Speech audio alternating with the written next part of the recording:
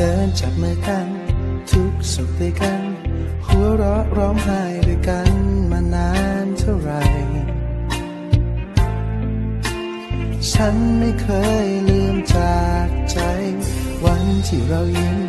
วันที่ทะเลาะอาบวันและคืนเหล่านั้นจะยังงดงามไม่เคยเปลี่ยนไปยังคงเป็นดังเหมือนกับเมื่อวานอยู่ในส่วนลึกความทรงจำแต่ต่างกันแค่เพียงในตอนนี้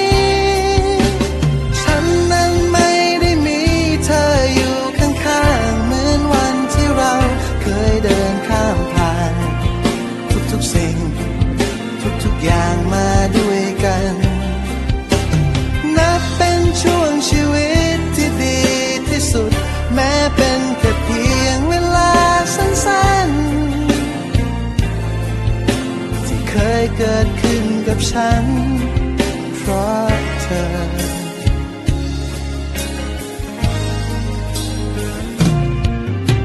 เพลงและของขวัญตัวจากโรงหนังจดหมายที่ส่งให้กันในวันที่ห่างฉันมันยังคงเก็บไว้วันที่ไม่ลาถ้อยคำที่ปลอบใจผ่านวันและคืนเหล่านั้นจะยังงดงามไม่เคยเปลี่ยนไป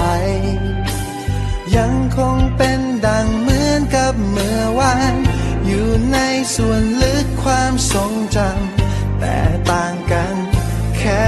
เพียงในตอนนี้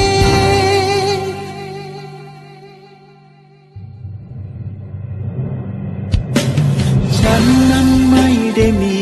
เธออยู่ข้างๆเหมือนวันที่เราเคยเดินข้ามผ่านทุกๆสิ่งทุกๆอย่างมาด้วยกันนับเป็นช่วงชีวิตที่ดีที่สุดแม้เป็นแค่เพียงเวลาสั้น